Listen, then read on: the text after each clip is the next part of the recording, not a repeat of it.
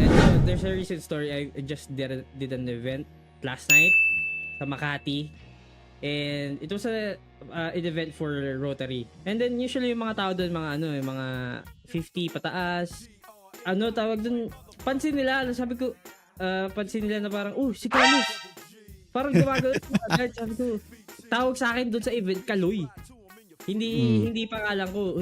Tapos meron one time, nagpi-picture ako, di ba? Videographer ako for the event.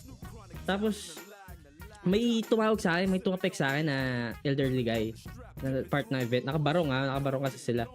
So, tinapik ako, Kaloy. Sabi ko, yes sir. Papa-picture kayo? Sabi niya, hindi, picture tayo. Kasama ka. Tapos putik nagpa-picture sa akin yung table nila. Tapos ako nakaganyan posing ako. Tapos yung ginagaya ko yung kung saan ko si Carlos.